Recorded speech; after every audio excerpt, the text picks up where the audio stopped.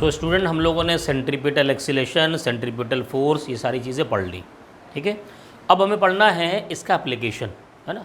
Application का मतलब ये है कि हम जो कार ड्राइव करते हैं या साइकिल बाइक ड्राइव करते हैं और जब कभी टर्न लेते हैं तो एक वो छोटा सा सर्कुलर मोशन वहाँ पर होता है, वहाँ पर आखिर हमारी बाइक पर क्या इफ़ेक्ट पड़ता है और किस तरीके से हम उसको मैनेज करना चाहिए, वो हम सीखेंगे आज। ध्यान देना ज़रा ना। मान लो एक कोई रोड है, ये रोड है और हाईवे है और आपकी कार यहाँ जा रही, ठीक है। यह हो गई आपकी कार। अब ज़रा सोचो, कार आप आगे लेके जा रहे हो, जाहिर सी बात है ये एक सर्कुलर पाथ है, तो इसका अपना एक क्या हुआ, सेंटर हो गया, ये सेंटर हो गया। इस सेंटर के अबाउट आप टर्न करना चाह रहे हो, आप इधर चले जा रहे हो, ठीक है। ये सेंटर ओ हो गया।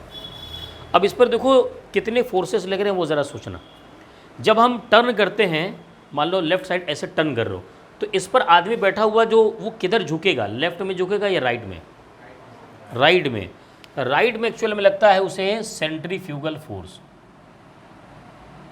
क्या लगता है? सेंट्रीफ्यूगल फोर्स, जिसे हम सूडो फोर्स भी कहते हैं। हिंदी में बोलते हैं उसे छदम बल, है ना, सूडो फोर्स। तो अब ये जो सूडो फोर्स होता है, ये तो आपको कार को बाहर लेके चला जाएगा। तो या तो भाई कार को रस्सी से बांध लो ताकि गिरे ना बाहर, या क्या करो, अब इसको, इस कार को रोका किसने फिर? बताइए, इस कार को किसने रोका ना? सेंट्रीपिटल फोर्स तो होता ही नहीं है, मैंने बताया था। सेंट्रीपिटल फोर्स तो ऐसा है जैसे, हैरी पॉटर देखा है? नहीं देखा है? ओहो, हैरी पॉटर में वोल्डेमॉर्ट के पास वो शरीर नहीं होता, आत्मा होती है बेचारे के पास, लेकिन उसको शरीर की ज़रूरत पड़ती है। तो वो किसी न किसी फॉर्म में क्या होता है, कौन से स्कूल होता है वो, हॉगवर्ड में आता रहता है, किसी न किसी को ले लेता है। जैसे भूत, उसके पास शरीर नहीं तो किसी बात चलाता, हालांकि होता नहीं है, ये कहानियाँ हैं। तो बात यही है, सेंट्रीपिटल फोर्स बेचारे होते ही नहीं हैं। वो कभी टेंशन के फॉर्म में प्रेजेंट होंगे, कभी ग्रेविटेशनल फोर्स के फॉर्म में प्रेजेंट होंगे, कभी इलेक्ट्रोस्टैटिक फोर्स के फॉर्म में प्रेजेंट होंगे, कभी कोई रस्सी लगे तो टेंशन के फॉर्म में प्रेजेंट होंगे, ऐसे होते हैं। तो यहाँ पर एक्चुअल में इसको रोक कौन रहा है? इसको रोक रहा है इसके पहियों के बीच में लगने वाला फ्रिक्शन फोर्स। अब एक बात बताओ, इसका मोशन का टेंडेंसी एक राइट में भी तो हो गया ना, तो जाहिर से बात है इधर एक फ्रिक्शन फोर्स लगेगा। क्लियर है भाई? आगे जाते हैं तो पीछे तो फ्रिक्शन लग ही रहा है, वो तो लग ही रहा, लेकिन क्या इसकी टेंडेंसी राइट में फिसलने की हो गई? हाँ, तो इसको अपोजिट में एक फ्रिक्शन फोर्स लगना चाहिए। अब ये जो सेंट्रीपिटल फोर्स होता है ना, उसी के वैल्यू के बराबर भी सेंट्रीफ्यूगल फोर्स होता है। अच्छा, एक बात बताओ, अगर आप चाहते हो कि ये न फिसले, आप चाहते हो कि ये न फिसले, तो होना क्या चाहिए? F S is greater than और इक्वल टू क्या होना चाहिए? M we square by R होना चाहिए। हो गया? ठीक है, M we square by R. अब आप कहोगे सर फ्रिक्शन फोर्स ज़्यादा कैसे हो जाएगा? भाई फ्रिक्शन फोर्स ज़्यादा होता ज़रूर है, लगता थोड़ी है।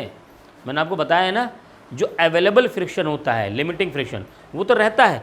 आप ये सेंट्रीफ्यूगल वाले जितना फोर्स लगाएंगे ना, ये फ्रिक्शन वाले चचा उतने फोर्स ये भी लगा देंगे। फिर ये बढ़ा दिए तो ये भी बढ़ा दिए, ये बढ़ा दिए तो ये भी बढ़ा दिए, लेकिन इनकी एक लिमिट है, उससे आगे नहीं बढ़ा सकते, ठीक है। और वो लिमिट होता है लिमिटिंग फ्रिक्शन। क्लियर है? बात समझ में आ गई? तो अब यहाँ पर होना क्या चाहिए कि ये कंडीशन तो होनी चाहिए ताकि मेरी गाड़ी यहाँ पर सही से चलती रहे। अब एक बात बताओ, चलो अब ज़रा इसका ना एक सामने से फिगर देख लो।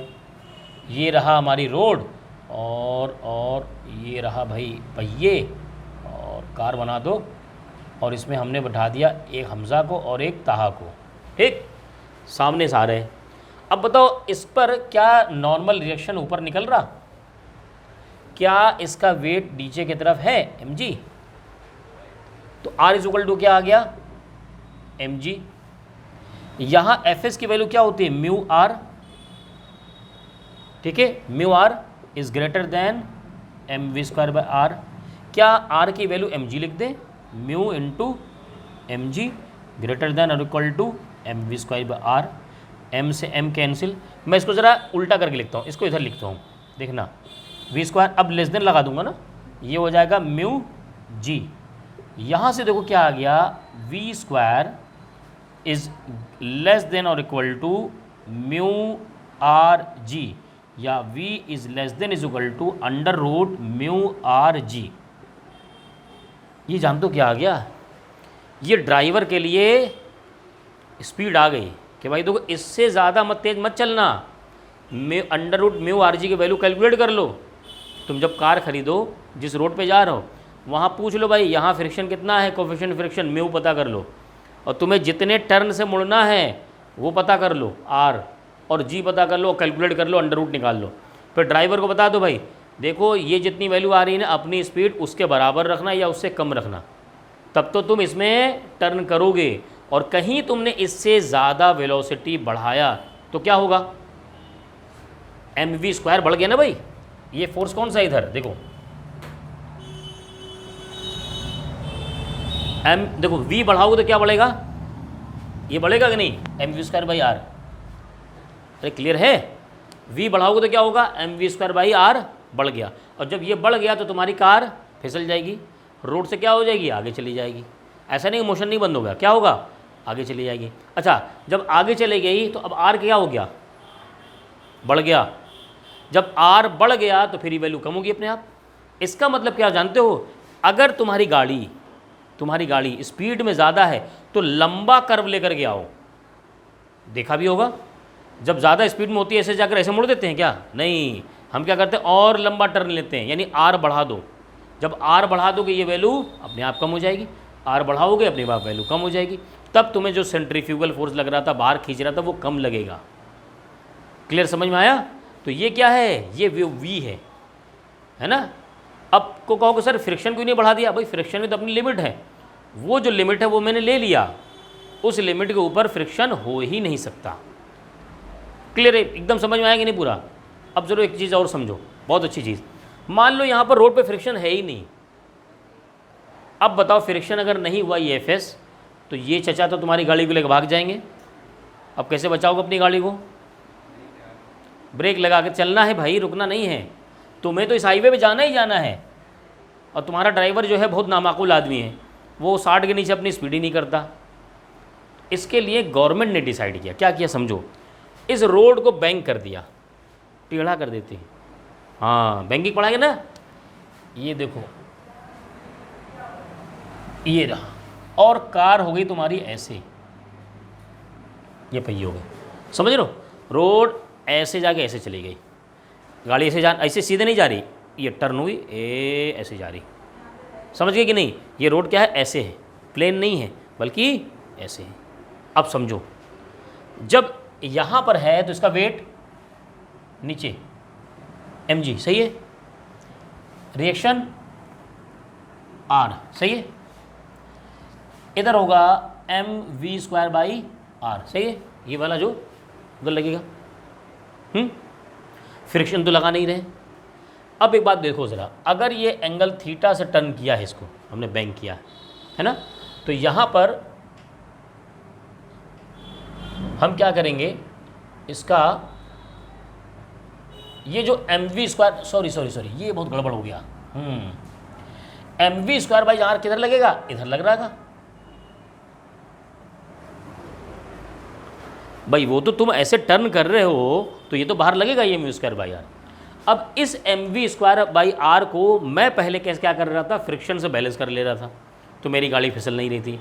मैंने इसलिए इसको टर्न में किया है क्योंकि इसका जो कंपोनेंट बनेगा ना आर का, ज़रा देखना कंपोनेंट, ए सीधे कर दिया और एक ऐसे कर दिया। अब आर का कंपोनेंट बन सकता है, चाहिए एंगल, ये थीटा, तो बताओ ये कितना, 90 माइनस थीटा। चलो अब बताओ ये कितना, थीटा। चलो अब बताओ ये कितना, वेरी गुड। अब बताओ ये कितना, थीटा। अब कंपोनेंट बना दो, उधर ऊपर कौन हो गया, आर कॉस थीटा, और इधर आर साइन थीटा, ये कैंसिल। देखो क्या आ गया, आर साइन थीटा से हम बैलेंस कर लेंगे mv स्क्वायर बाई आर को, और आर कॉस थीटा से हम बैलेंस कर लेंगे mg को। अरे समझ में आ रहा है? मतलब फ्रिक्शन नहीं था तो हमने रोड को ही टेढ़ा कर दिया। क्यों? हमारा जो रिएक्शन ऊपर निकलता था पहले अब वो रिएक्शन इधर निकला, तो इसके दो कंपोनेंट बन गए। एक कंपोनेंट उसका हमें हॉरिजॉन्टल में मिल जाएगा। ये जो मौत का कुएं में गाड़ी चलाते हैं वही तो करते हैं। वो गाड़ी नीचे क्यों नहीं आती? सेंट्रीफ्यूगल फोर्स से उधर भाग रहा है और उनका रिएक्शन इधर बैलेंस किया हुआ, बचे हुए सही। अब सवाल इसमें क्या आता है, ये तो तुम सीख गए भाई कि हमने क्यों किया। सवाल आता है कि ये रोड कितना बैंक किया जाए। रोड कितना ना उठा तो गाड़ी तुम्हारी नीचे फिसल जाए, तो रोड कितना बैंक किया जाएगा, उस बैंकिंग पर कितनी वेलोसिटी हो। तो क्या करो, हमें थीटा फाइंड करना होता है। तो इसमें इक्वेशन 1 में इक्वेशन 2 से डिवाइड कर दो, R sine theta upon R cos theta, इधर हो जाएगा M we square by R upon M G. R R cancel, tan theta is equal to V square by R G, बस आ गया। Theta is equal to tan inverse V square by R G. इससे ही पता चला अगर तुम्हारी गाड़ी वी से चल रही है और जो तुम टर्न ले रहे हो वो आर रेडियस के ले रहे हो और जी से कर लो, तो तुम्हें कितने एंगल तक रोड को बैंक करना चाहिए। क्लियर बात समझ में आ गई सबको? ये केस कब था? जब फ्रिक्शन है। और ये केस कब है? जब फ्रिक्शन है ही नहीं, तब हम ये केस ले लेंगे ना। चलो जल्दी से नोट कर लो इसे अच्छे से।